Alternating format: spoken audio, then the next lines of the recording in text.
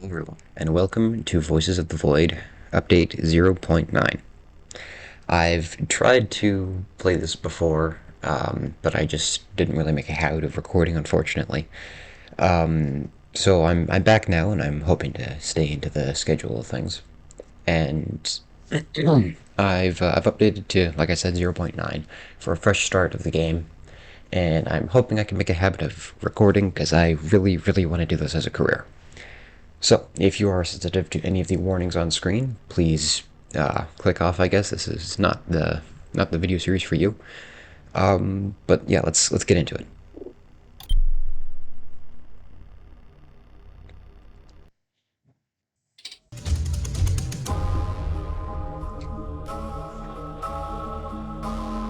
Love this song. Right. Yeah, it looks like we can only play tutorials. So, tutorial level, you will learn basic mechanics before starting the main game. Keep in mind, it is just the basics. The game has way more features. You have to explore by yourself. Other game modes will be unlocked after you play the tutorial level. You must reach the end of the tutorial to open other game modes. Trust the work in progress. Okay. This is like the shadow version, I think. So it might be unstable. The shadow test, that means it might be unstable or crash, but yeah, so we're gonna play this, and if it crashes, whoop-de-doo, I'll try and fix it. So work in progress updated for 0.9 to get it ready. Time for rough place. Information is useful for something, how to play Voices of the Void. If you have any feedback, please join the Discord. Okay, cool.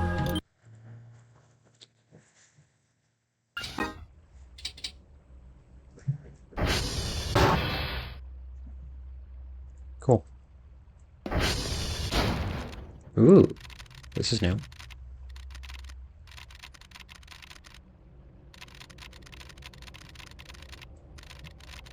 I guess I should read this.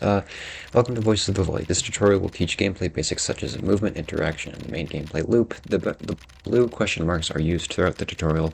These are necessary to learn and understand how to play, so pay attention to the information they provide. The tutorial will explain via default bindings. If you have set custom bindings, please be aware that the information may appear differently. Use WASD to move around and E to interact. To skip or move to the next stage of the guide sequence, look at and use the question mark again. Now you can progress further. Finish this text sequence by pressing E on the icon and go to the next room.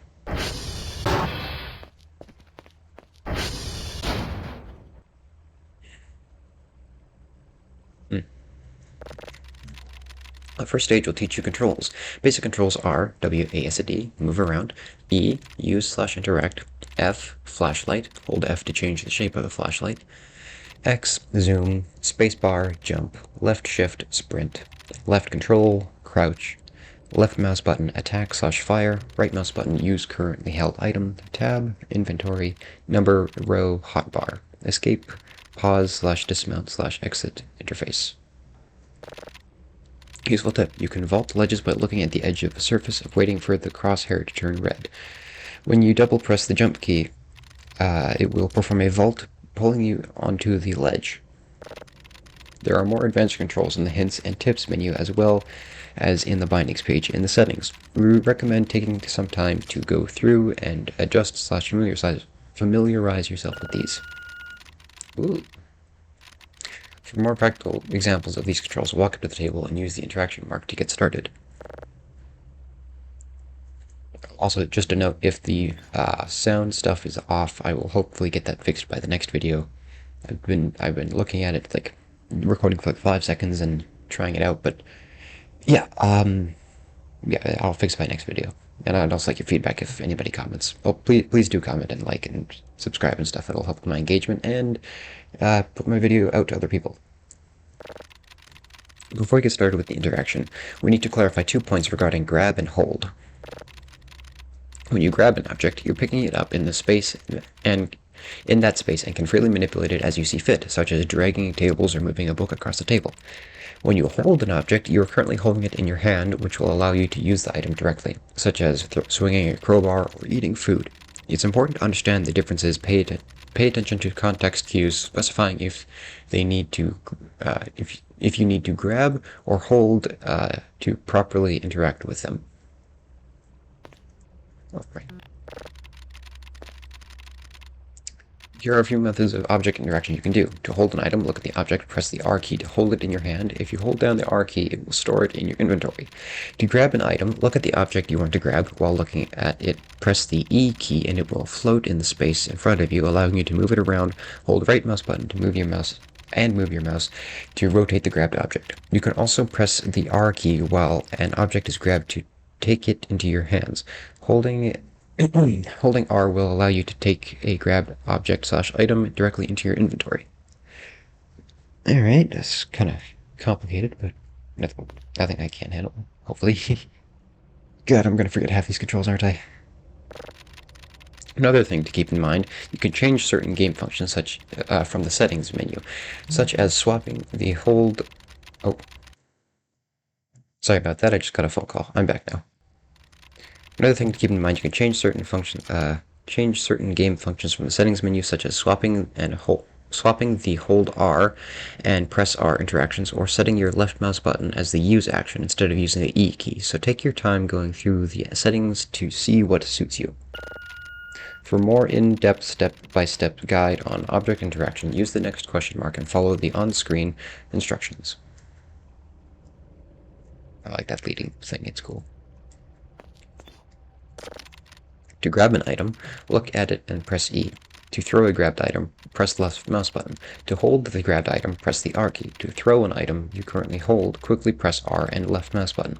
To rotate a grabbed item, hold right mouse button and move your mouse. Now press the button on the wall to spawn a rock, pick up the rock and throw it at the bottles floating above the table. Look up. Break all the bottles to progress to the next step. Make sure that the settings prop impact physics is enabled, otherwise the bottles won't break and you cannot proceed. Press escape and find props impact physics settings to make sure it's enabled. Prop impact settings game, probably.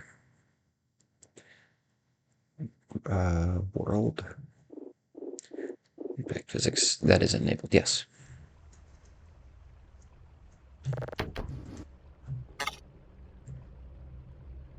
Press E to grab.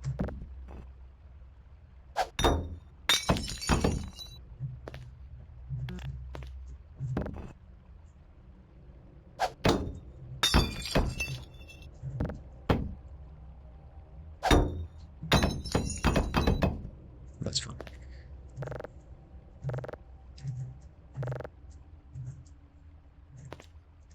All the bottles, okay.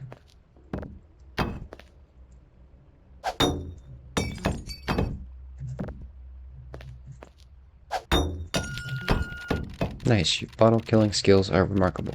Now proceed to the next table. In this sequence, you will learn the basics of inventory and storage. To drop an item on the surface, press R while holding on an object. This will place the item where you're looking. If you're too far away from the surface to place if you're too far away from a surface to place, it will drop at your feet instead. To take an item into your inventory, hold R, middle mouse button, or press any of the hotbar keys to take or replace a hotbar item. You can use the number row or the mouse wheel to scroll the red arrow on the hotbar to select interact with the specify hotbar slot. To open the inventory, press Tab. Put a rock in your inventory by looking at the rock and holding R. Then press Tab to open the inventory window. In the inventory window, you can see the rock you placed into the inventory. By mousing over the rock to the inventory window, you will see multiple action prompts appear. You can perform any of the action prompts by pressing the corresponding number. It's important to be aware of the action prompts as they will allow you to utilize functions when necessary on specific objects/items, or to view detailed information about the item, which may hint to its purpose or how it's used. You will learn more about interactions and inventory systems down the line. Move to the next question mark to learn about the press placement system. Where's the rock? Okay. R. Tab. Oh, flashlight, glasses, and a compass. Ooh, I can focus the beam.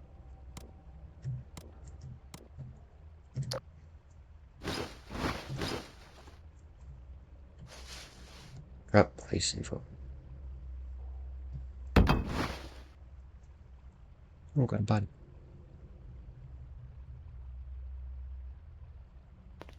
I cannot go all the way backwards. I think a game like Raft, you could. Like, you just keep going around and around. Okay. Grab R. Place. Okay. Get inventory. Press R. Info. Seems to be an ornate rock, could be useful for breaking things. Hold. Neat. In this sequence, you will learn the basics of inventory and store. Oh, wait, no, I already.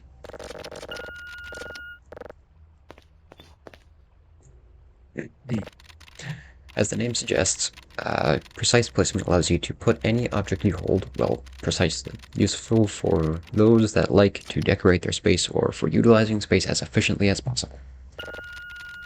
To activate precise place, hold the item in hand that you wish to place, press and hold the R key and press right mouse button at the same time. This will project the wireframe of the object you're trying to place. Do mind that you have to keep holding R to stay in precise placement mode.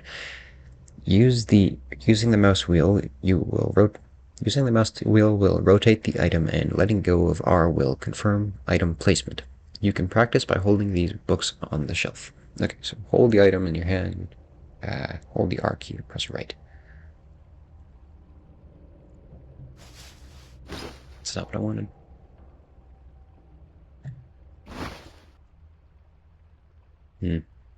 Okay, hold R and right mouse button. Nope, not that one. There we go. And I can rotate it.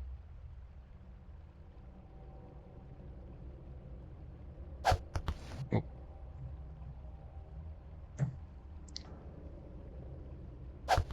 Again, okay. Hold R. Let go of R. There we go.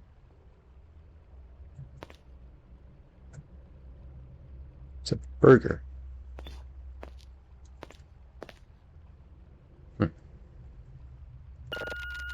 You're done. Proceed to the next question mark.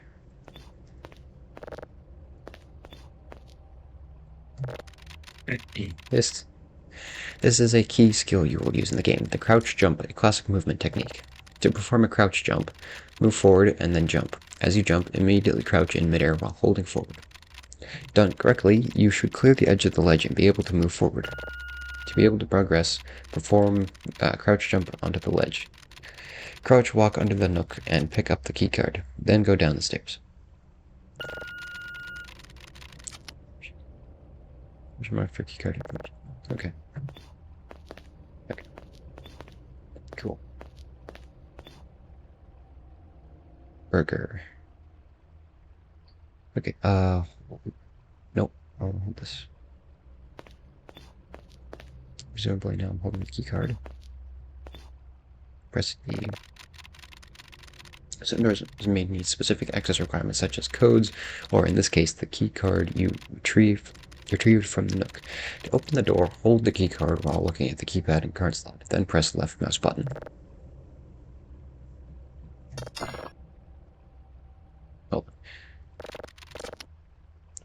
Hold the keycard. Well, I thought I was holding the keycard. Am I not holding the keycard? Hold the keycard while looking at the keypad card slot, then press the left mouse button.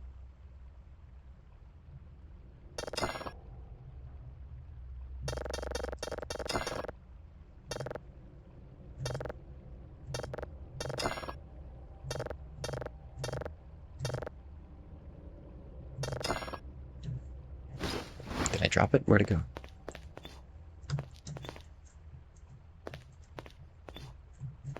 Oh, it's under here. Hold. There, now I'm holding it.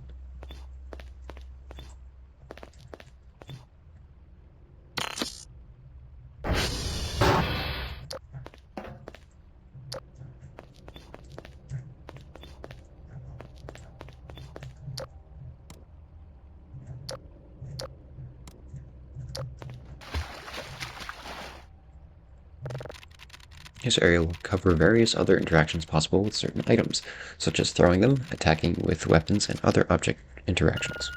Proceed to the next icon to begin this stage of the tutorial. Can name you Jeff. There are a wide variety of items from food and decorative pieces to fuel cans, weapons, and specialized equipment with unique functions. All functions of an item will appear within a bounding box. Bounding box when you look at the item. This displays the different functions you can enact on that object on this item. To use the item, hold E. For items with more than one action, aim the cursor over an item and use the mouse wheel to select the action within the context prompts. Then hold E to perform the desired action. Okay, hold E. Oh, I gotta put this.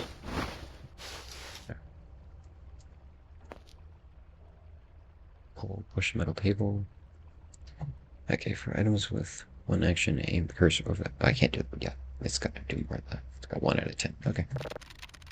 Some examples of possible items and directions. Cactus is purely decorative item. It can only be. There we go. I can shoot this. It can only be placed or thrown like a standard object. The burger is food item that restores hunger. Some other foods may restore stamina too, depending on the type of food. Food has additional mechanics such as spoilage. Food will spoil over time if not properly refrigerated, giving poison damage and being less nourishing. Food fatigue. Eating too much of one type of food will increase food fatigue, giving less nourishment and eventually being inedible due to boredom. It is wise to eat a balanced and varied diet to prevent food fatigue. Temperature and cooking. All foods are more filling when heated up, and some foods can only be eaten after being properly prepared and cooked. Be warned, if you cook food for too long it will burn, becoming inedible. Usable items. Many items in the game are usable and will activate when the appropriate key is held. The MRE, for example, can be opened to reveal its contents, allowing for its consumption. Look at the MRE and hold E to use it. Hold E. Oh, it comes apart now. Stew tray. Some items will display additional information. The gas can, for instance, display the remaining amount of fuel at the bottom of the bounding box. Gas can be used to refuel vehicles or machinery, as well as have their contents transferred to other cans. Batteries are useful for powering small devices such as flashlights. Pressing Use on the battery will replace the current one in the flashlight, but the current battery can also be completely removed by going to the inventory and selecting the Discharge Flashlight button, which will eject the battery into your inventory. Additionally, the batteries will display the remaining charge at the bottom of the bounding box.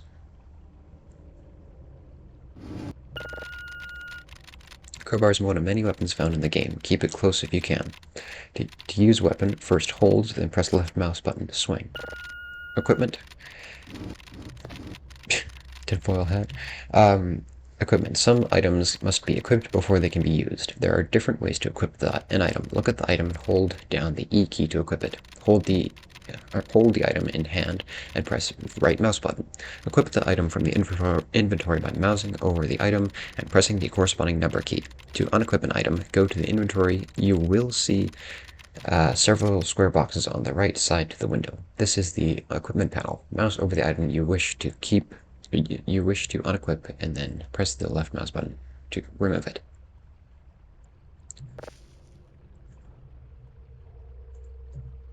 Press use. There.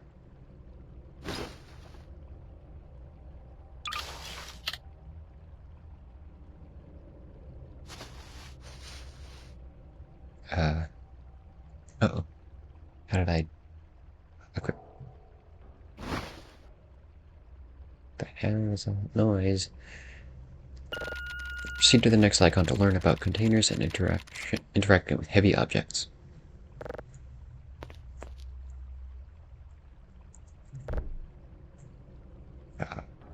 Drag, use, nothing. No secrets. Okay. Containers are objects in the game that can store a certain amount of smaller objects depending on size and volume. Use the barrel to open its inventory, which will open your inventory window with a separate window on the left-hand side. This is the inventory of the object you've opened. To place items into the barrel, mouse over the item in your inventory window and press the corresponding number key for Store, which will place the item into the barrel. If you want to take something from the barrel, click on the item. Click the item on the left-hand window and it will transfer back into your inventory. Bulkier items that are too large to fit into the player's inventory can be moved into the container by selecting Hold on the item, looking at the storage object you wish to put it into, and holding Shift and pressing left mouse button. Barrels are considered heavy objects and can be pushed around, vaulted, and collided with. There are two ways to move heavy objects. Press E to grab it, and then move it in the desired direction to push and pull the object. Hold Shift and press E to grab the item at a specific point. This can be used to push large objects, such as tables, or pull items at specific points to flip them over, or to flip them back over. Proceed to the next icon to continue.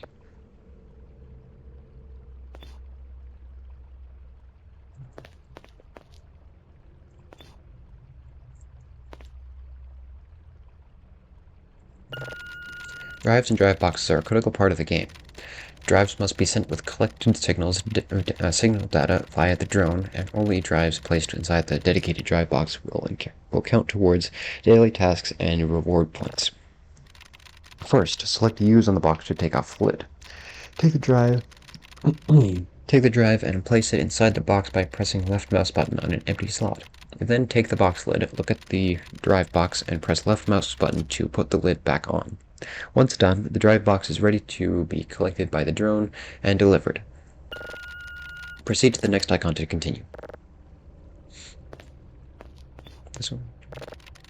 There are many more mechanics in-game that are too numerous to cover in this tutorial, though helpful notes and guides may remain from those who were previously on site. You can use the hints and tips inside the escape menu. Remember to regularly check an item's details using the info action, if its purpose or function isn't immediately apparent. For instance, the drone panel summons the delivery drone. To summon the delivery drone, open the panel and press Use on the keypad. The drone can be used in both The drone can be used to both deliver drives back to base and to sell unwanted items using an item box. This panel is not functional in this place. Nothing can reach it here. Nothing can reach it here.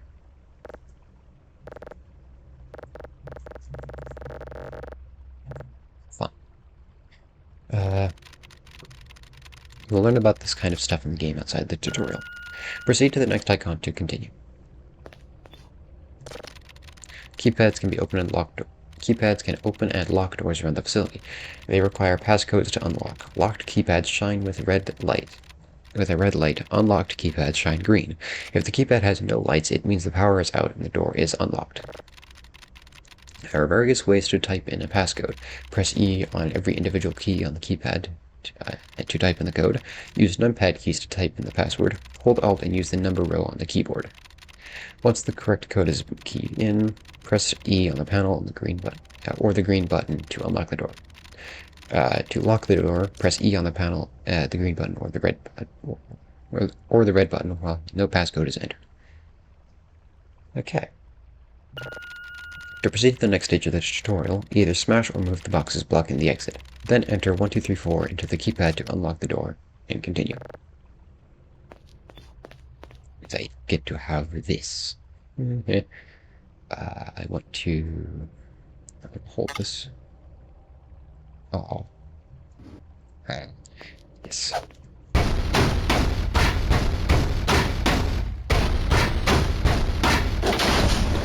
Did this work? Potatoes? Right, I think I did I use those last? I don't remember.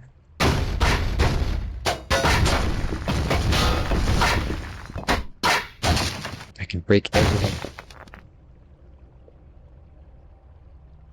Thought I heard something.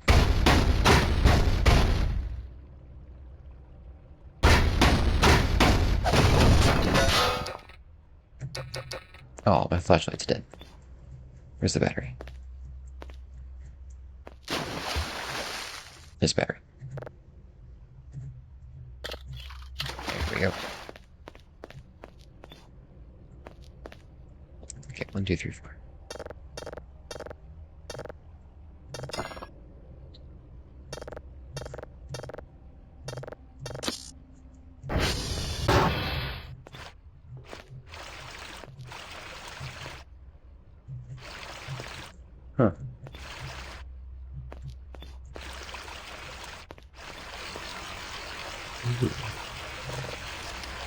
Good choice.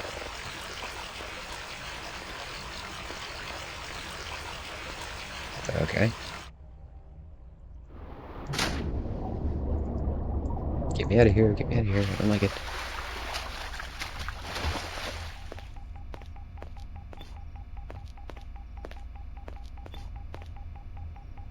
Okay,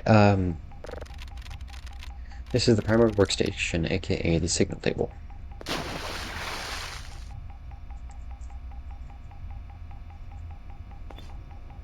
Oh, that's different. Is there anything else different? I think those sticky notes are new. Jupiter is Ensign.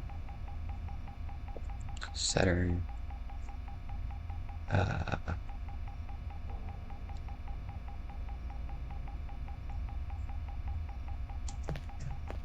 yes, I remember there's something up here.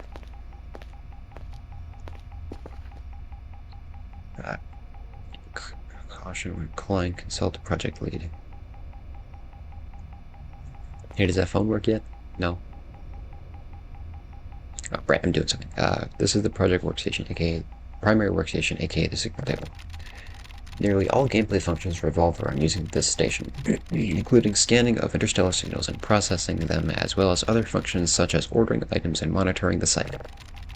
The station consists of 4 monitors: coordinate panels, download panel, playback panel, processing panel. The next stages of the tutorial will cover their use and operation. First, let's go over the PC and its functions. Proceed to the next icon to continue.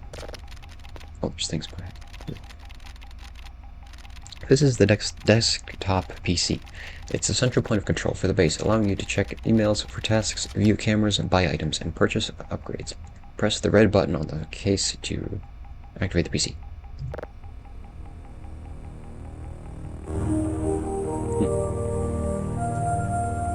Oh, it's cables. Activate the PC. Okay, done. Boot drives are used to store and transfer critical server information to complete daily tasks. They are critical for getting daily tasks completed. Use the floppy, hold it, and look at the PC tower. You can use a disk port you can insert. You should see a disk port you can insert the disk into. Press the left mouse button and then go to the viewer. Press the left mouse button and the floppy will be inserted. Then go to the Viewer tab on the PC to observe the contents of a disk by selecting the Data Block tab on the menu. Opening the data block will show multiple data entries which can be moved between the disk and the PC by clicking on the by clicking on the move. Hold on, okay, by clicking on the move to buffer button, which can move once you can. My God, why is this so? Once moved, you can eject the floppy disk out of the PC and take the zip disk and insert it into the zip drive. The same process can be used for the zip disks. However, the zip drive is located on top of the PC tower.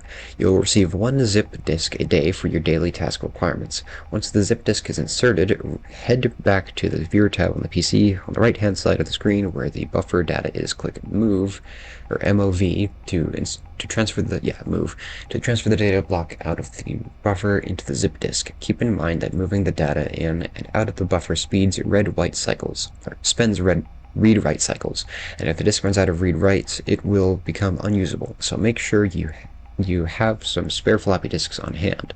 Once all disks have been moved into the buffer onto the zip disk, from the buffer onto the zip disk, you can eject the disk ready to be sent with the other parts of the daily task.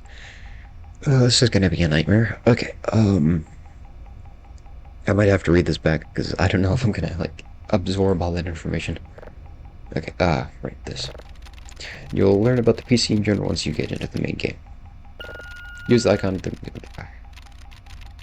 Okay, use the icon to begin to learn how to gather, download, and process interstellar signals. Okay.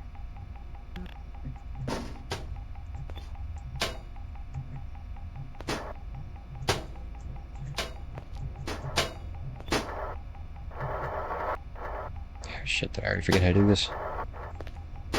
Oh wait, no, it's right here. There. Viewer. Right over here.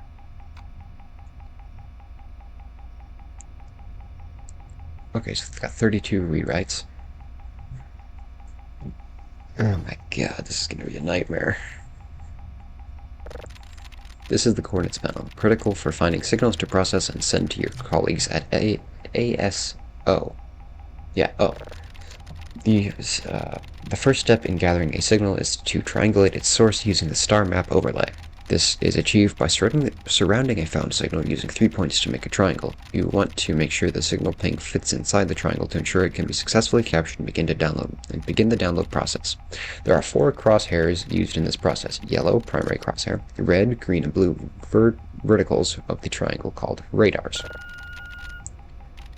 The steps are as follows. Use the keyboard to enter the coordinate panel interface. Use WASD to control the selected crosshair.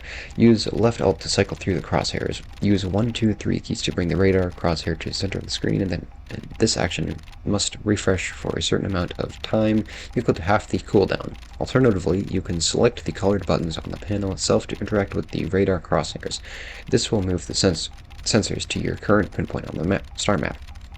Press left shift to perform a quick scan that locates nearby signals and shows you the direction and distance where they were roughly detected. Quick scan requires some time to refresh, equal to the full cooldown. During the cooldown period, denoted by the timer at the bottom of the panel, you are unable to auto-move any of the RGB crosshairs, and only manual movement is possible. You can purchase upgrades from the PC to speed up the cooldown. Once the triangulation perimeter is set, press the Enter to ping. If the ping is successful, the satellites will begin to rotate in that direction and gather the data from the signal. Be aware, this panel has been fully upgraded. Lack of maintenance means we cannot guarantee the quality of the panel. This panel has been fully upgraded. Lack of maintenance means we cannot guarantee the quality of the panel you will be using on your first day will function the same. Okay, so I'm gonna get a worse product. Hooray!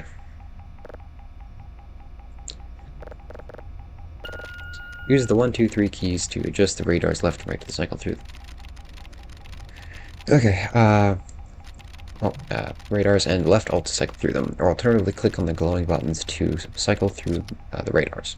The left 4 buttons are responsible for switching between crosshairs, while the other 3 brings the adjusts radar to the main crosshair. This screen displays the status of the satellites. A red bulb indicates the satellite is either in motion or not responding to commands. Green means satellite is stationary and operational, gathering data. The vertical bar indicates how aligned the satellite is to the signal. Satellites will start gathering signal data once they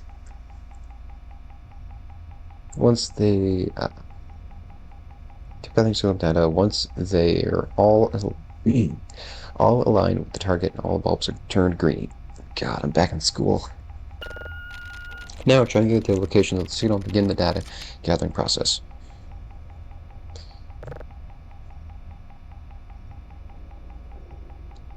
Text signal.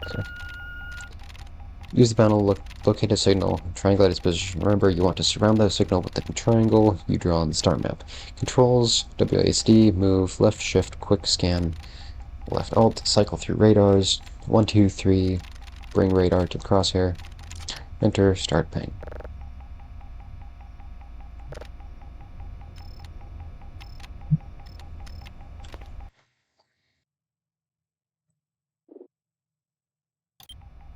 Sorry about that, I just had to go do something. Use the panel to locate all this stuff, move, quick scan, cycle through. Okay.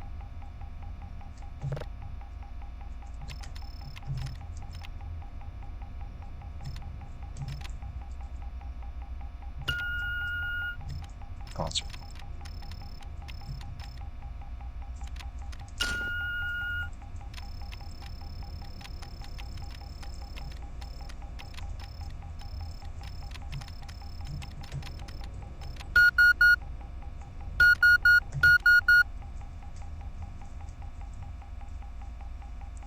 Okay, left alt.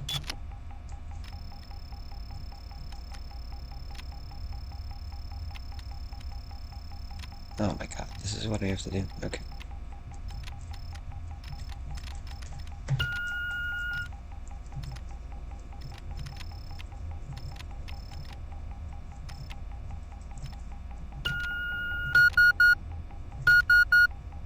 What am I doing? Oh, okay.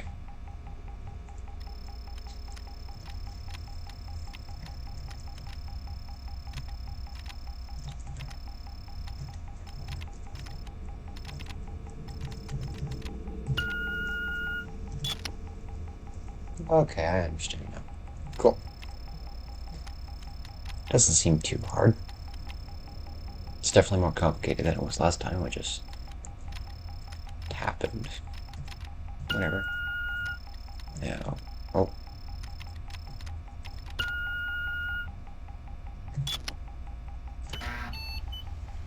And now... Excellent work. Now wait for the satellites to finish their rotation and detect the signal. Then proceed to the next icon. This is the downloads panel.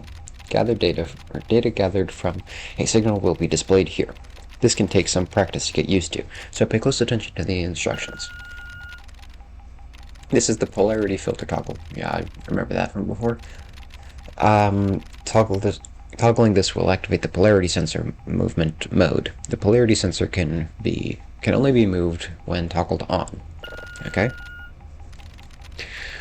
Polarity sensor knobs, these things... Yeah, so just to make the thing go spinny. No, that's the thing goes spinny, that's the thing goes wave. Behavior screen. Yeah, so I know how this works. Just speed negative will begin rotation in the opposite direction, the closer to the sensor. Ooh. Yeah. This toggle changes the polarity direction. Each signal is defined by either the left, right, or linear direction. Ooh, it's got color. Left, right, or linear direction. If the polarity cannot be detected on a particular frequency polarity, try to change the direction in scanning. Try to change the direction in scanning through. If you hear a tone come through, that's the correct polarity direction. Now you just need to stop the scan on the correct point so that the polarity progress bar is the highest point. Okay.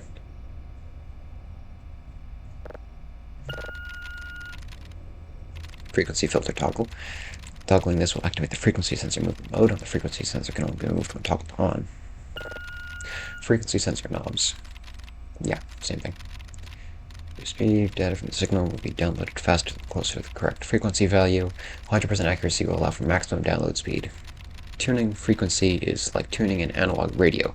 You're looking for the sweet spot between two values, listening for the tone shift as you scan through the slowing down as you get closer. When the frequency progress bar is fully filled, stop the frequency scan to lock in on that point. Another area to keep in mind is the bottom right screen. This will display metadata relative to the signal you're currently downloading. This also displays the signal accuracy percentage. You want this value to be as close to 100% as possible for the most efficient download speeds. This button saves the signal. You must wait for the signals to be fully downloaded before saving. As shown in the bottom right screen, and the signal image is fully detected on the top right screen, which is denoted with a percentage value. When both of these are at 100%, the Save Signal button will light up. Cool. This is the Delete Signal button. Open this box and press the button to delete an undesirable or dangerous signal. Dangerous signal. Okay. Now download the previously acquired... Oh, info hazards and cognito hazards. That's in the warning. That's why... Ooh, okay. Cool. You can show 096? Please don't. Anyway, download the previously acquired signal, then interact with the icon for step-by-step instructions. Toggle the polarity filter. Hold E on one of the knobs. These range between 1 and 5 and 15 fast speeds. Remember to stop the signal when flying past the desired point. You need to ensure the value at the bottom of the polarity value is plus 0.000. If they had any value other than 0, it will keep moving and you will steadily lose the signal point.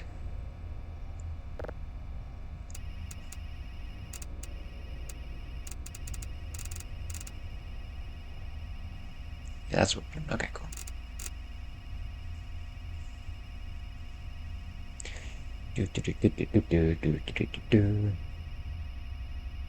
Nothing. Okay, so then I'm gonna change linear direction.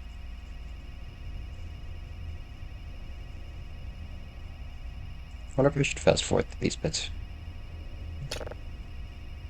I'll leave it as what it is.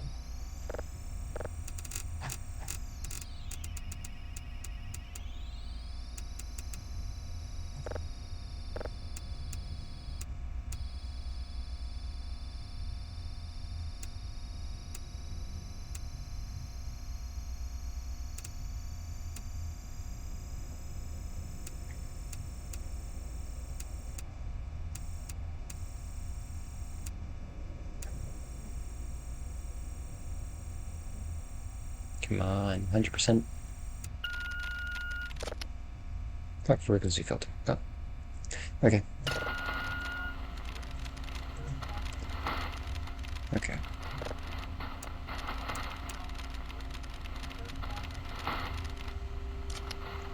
Change. Oh, here we go.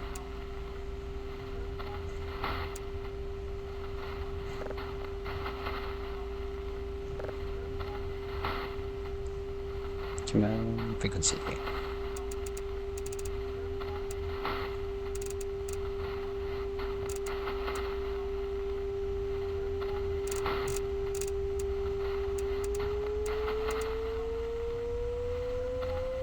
Come on, a little bit more.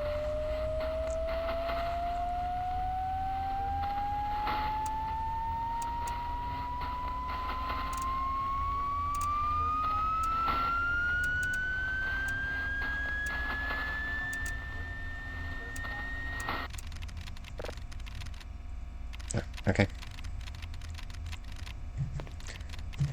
Now wait for the signal to download. Look at the downloaded status number on the screen. Press the Save Signal button to be moved on to the next part of the signal gathering process.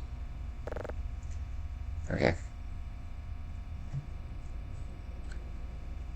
I think just for the tutorial, I won't fast forward through that, but like when I'm actually playing the game, which would be next episode, because this one's just going to be the tutorial. The next time I'll probably be fast forwarding through that a little bit, just to make things go a little bit faster.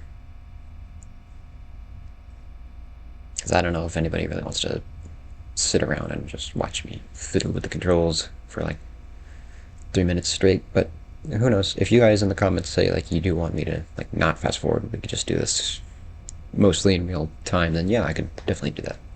Very minimal editing.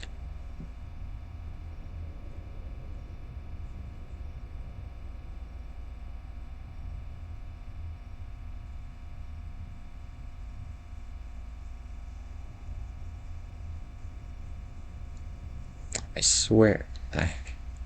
It's ambience, I'm sure it is. It's freaking me out, man. Oh, I draw.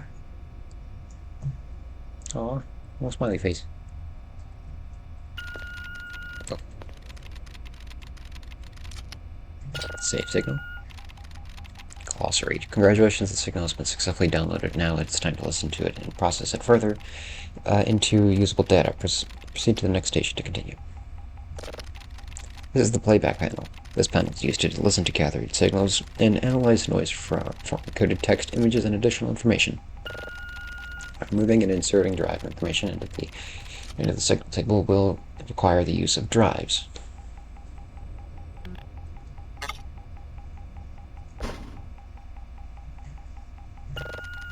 This is the drive slot. Simply take the drive and insert it. Yeah, I know how that works. Press the orange button to export the signal into the computer. I don't want to play that. Where's the play? Won't let me. Okay. Missed. This is the play button. It plays all the audio, visual, and text data presented within the signal. Yeah, okay. This is the volume knob. Adjust the volume of the playback. Hold E to use the mouse wheel. Adjust the volume. I think I'll need to mess with that. This button turns on spectrogram mode on and off. Ooh, it's tiny. Running spectrogram mode requires a specialized module that must be purchased and manually installed into the signal table. This button scrolls through the list of signals currently stored through the playback panel. Hold E and use the mouse wheel to scroll. These buttons adjust the spectrogram contrast, useful for visualizing possible images encoded into signal waveform. Ooh, spooky images. This button saves a copy of the...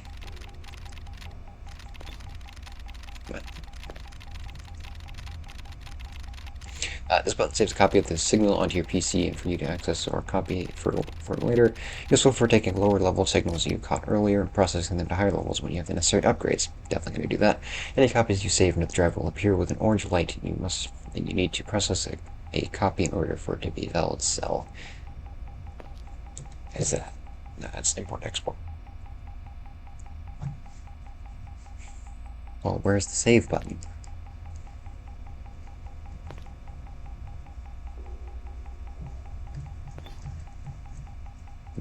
Okay.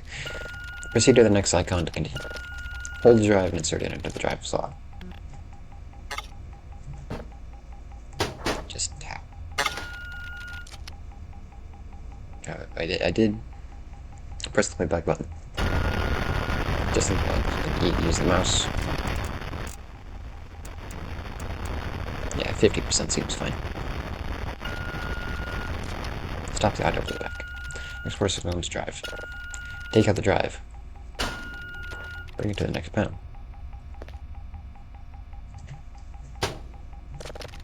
Processing panel. Final step in the signal processing. This monitor will process signal into the higher qualities, more useful data, blah blah blah blah blah. I stick it into the thing and then I press this button properly. Remember, the process must be upgraded by the PC to allow for higher quality signals. For the purposes of this exercise, the panels will be fully upgraded. This is the drive slot, like the playback panel. Store the picture. Insert the drive in the slot. Yep.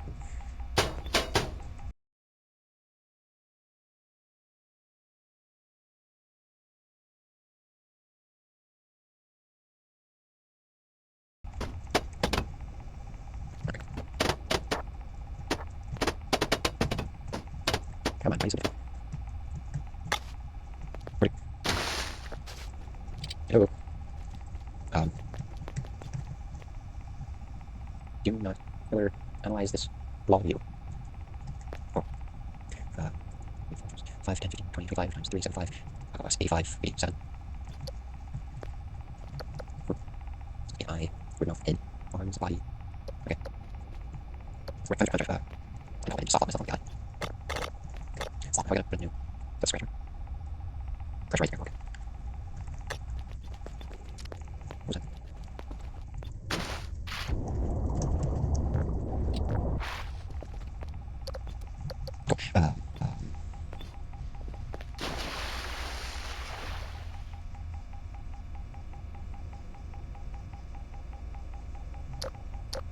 What the hell was that?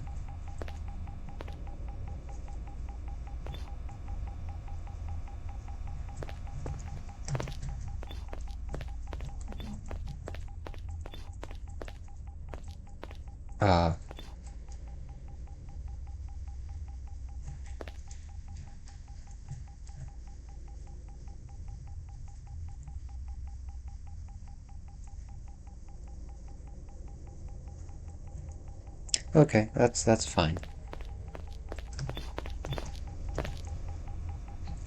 Can I have it back, please? Yeah, sure. Pick up. No. Okay. Oh wait, I'm gonna do one. Oh my god. Okay. Yep. Okay. Cool. I just sorted. Oh god, interesting. Yes, I do that. Oh wait. Okay. How am I supposed to? This is the drive slot. Playback panel. Insert drive list. No. Hold this.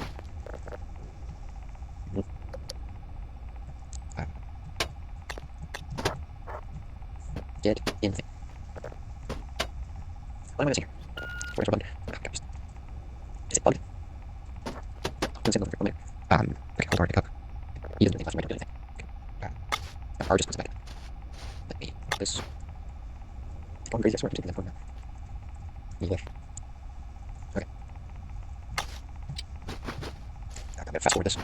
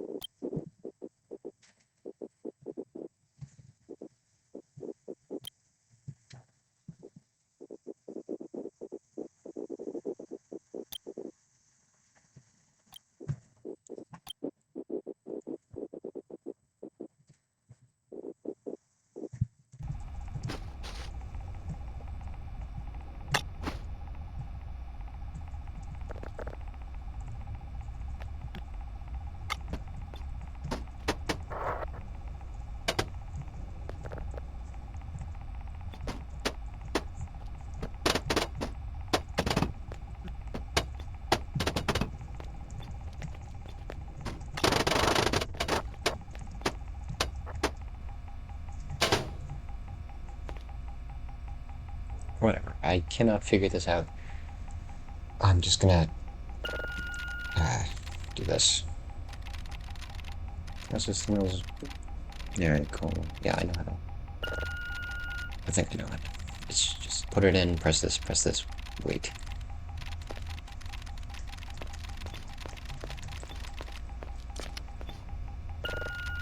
Next process level switch.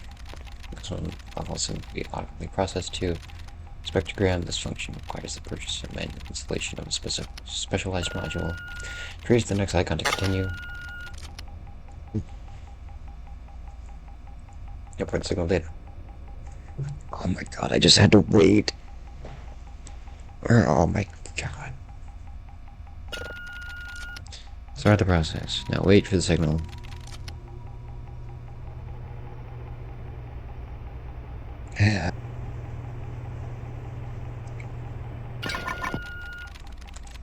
Okay.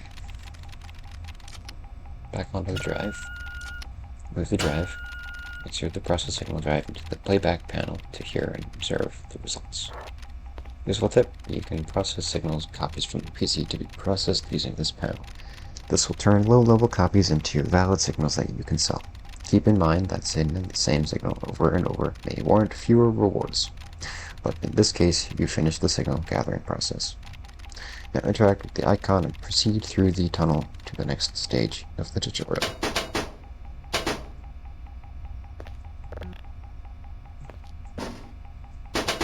I don't want to listen to the... Fine. Let's get out of here. We've been here long enough.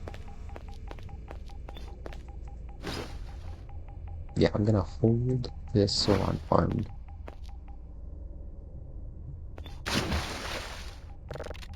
Doesn't this... If this place... I mean, technically, yes. I think I played the tutorial before. It's kind of different, though.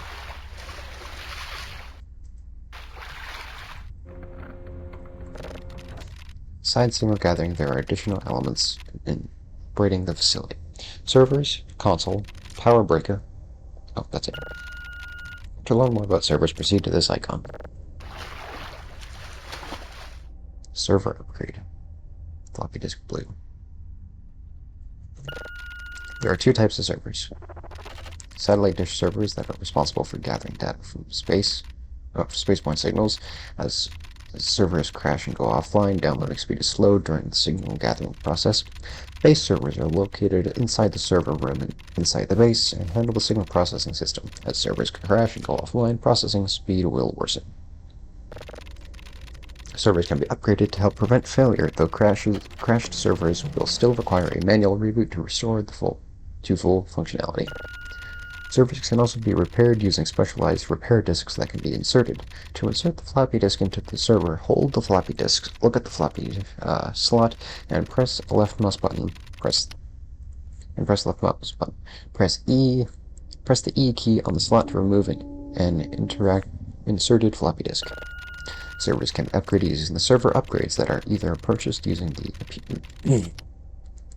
PC or crafted from various scrap materials. Whack and craft. Turn and repair the server by solving the various minigames when interacting with the crashed server. Instructions for completing the minigames are displayed to the right of the puzzle. You can select the type of minigames you want to appear in your save options. Oh. When finished, proceed to the next icon to learn about consoles and their commands.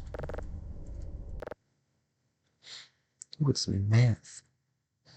2 minus 7, negative 5? I guess that'd still be 5, right? That would be 2 plus 8 would be 13. Solve the math equation to the math is normal. If the minus if it exists, any number of like 9 shall use the last symbol. The object is 13. We should use the so example. Alright, cool. That would be 11. That would be 16. That would be 0. And that would be... Oh, wait, that would be 10. So 0 again. And that would be 5. Okay, 9 minus 8 is 1. 3 minus 7 is 4. 9 minus 8, 1. Yeah, I just did. 9, 10, 1, 6, 6. That's going over here, right? Console. Console can be used to input various commands, like pinging the satellites, running dish calibrates, calibrations, assigning compass directions, etc. A list of basic commands can be found on the right of the interface. Here are some different console commands to familiarize yourself. Then when finished, proceed to the next icon to continue. Oh.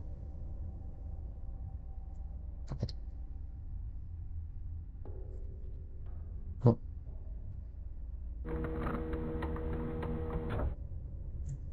Okay.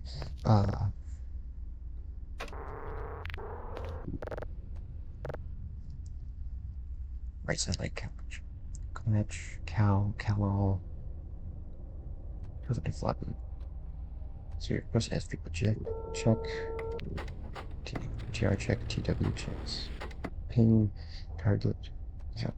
Radar types. Okay. Cool. It's a, oh, dedicate. I thought it was a Roomba. This is the reel/tape machine. It is another critical part of the functions of daily task completion. It's a simple to operate. Blank reels are inserted in at the machine at the start of the day and will gather some auxiliary facility information over time. When full, place the reels into the reel box and deposit them into the drone with other research materials to be sent back for analysis. Drive box, zip drive, etc. You will be sent fresh reels inside a reel box every day. Nice. This is the reel box. The reel machine can be upgraded with a special module for improved efficiency. Okay. Proceed to the next icon to continue. Breaker box. This breaker box requires the power. Directs the power distribution over 5 individual facility components, dividing total available power sources. The active systems affecting and affecting their performance. As such, non-critical components can be powered off to redistribute power to other more necessary systems as needed. Improve downloading speed, processing speed, for example. Components are listed from top to bottom in order of most power intensive to least power intensive. Regression down the coordinates plane. Okay. It's plane. Okay. Okay. Cool. Kinda don't want to turn off anything though if I'm gonna be left in the dark. Oh yeah, that's targeting something. Trees. It's meant to be trees going up to a target with a weird symbol or ribcage or tree. I don't know. Picking components can also be controlled from the desktop PC in the Components tab. That's the Components. When finished, proceed up to the stairs the next stage of it.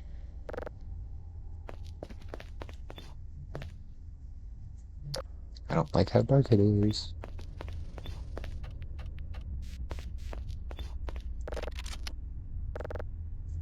No one.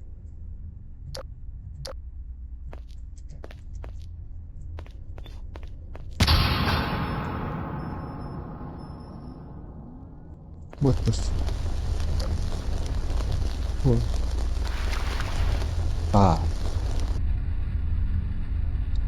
That gave me a heart attack. Another critical system of the facility are transformers.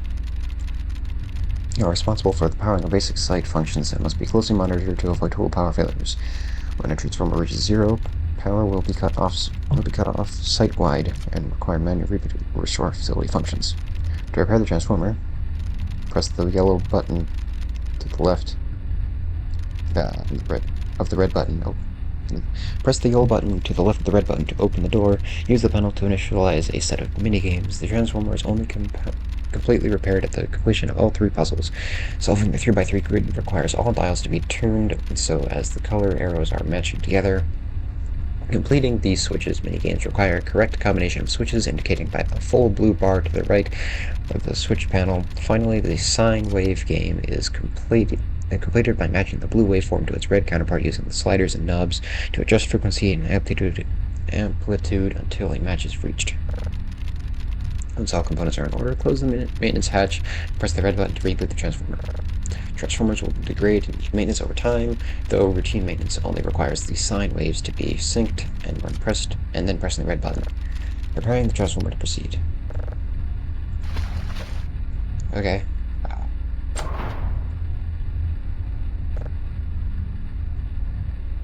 Okay, I can remember this.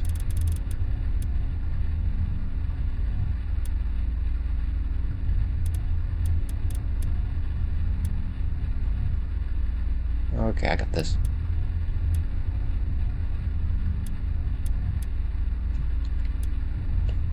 There we go, did it. Don't touch it. Oh, I can see the thing moving, that's cool. Slime match 100%.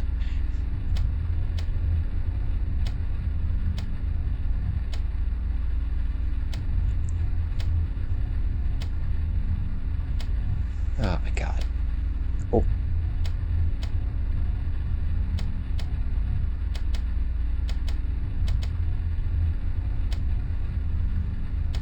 Yes. Okay.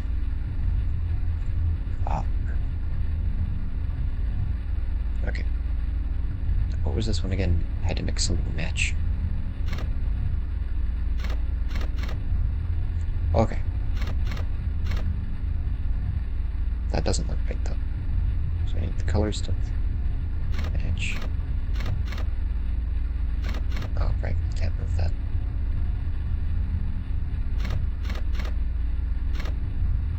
Okay. Okay, cool. And now integrity. Access. Oh, now do I just press the button? Hey! Okay. I can actually understand that.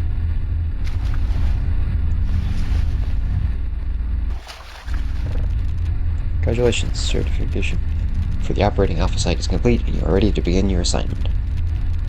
There is still much to discover and learn. The game itself, far too much to cover in a single tutorial. Have fun. Jump into the hole to complete the tutorial. If I remember correctly, there was a corpse down here.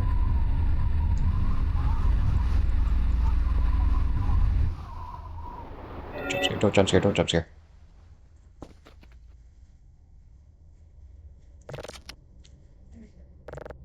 Well.